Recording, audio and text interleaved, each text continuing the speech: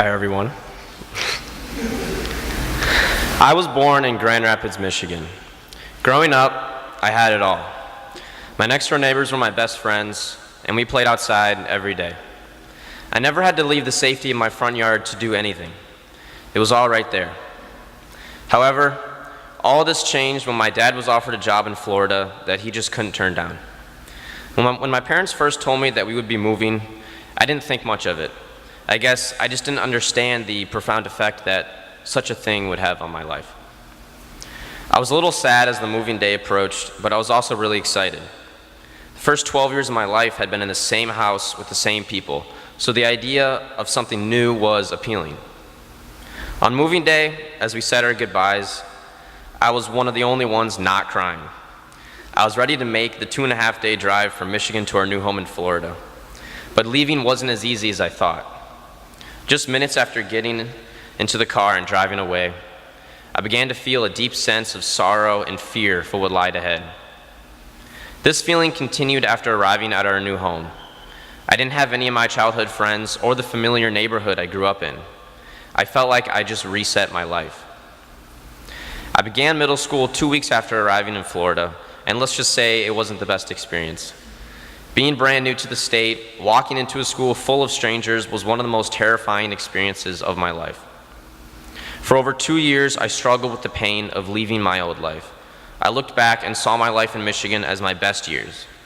I would get mad at my parents, asking them why they had to tear me away from my seemingly perfect life and bring me here.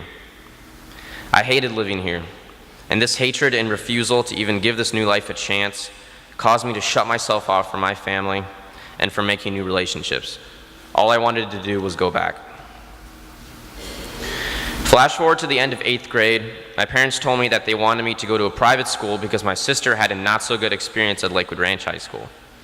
Everyone that I knew from middle school was planning on going to Lakewood Ranch, so the idea of leaving all of them and having to go through the new kid at school experience again was terrifying. After starting at St. Stephen's, I didn't do much to stay in contact with any of my middle school friends. As of now, I don't talk to any of them, and that's because I never allowed myself to make real relationships because all I did was focus on the past. Throughout high school, I began to realize the damage I was doing to myself by not accepting my new life. I wasn't allowing myself to move on. For the first 2 years of high school, I didn't get involved much. I didn't join any clubs or become invested in a sport. I didn't hang out with friends on the weekend or go to any sort of school event. But by junior year, I finally decided enough was enough, and I started exploring outside my comfort zone. I began to feel happier, and for the first time in years, I felt like I was doing something right. My only wish is that I had done it earlier. As for giving my senior speech, the anxiety I developed as part of hanging on to my old life made me think I would never have the courage to be up here speaking in front of all of you, but here I am. Although my move down to Florida was hard, in the end, I can say that it was worth it. Going through an experience like this has taught me a lot about letting go and the importance of opening myself up to new people and new experiences.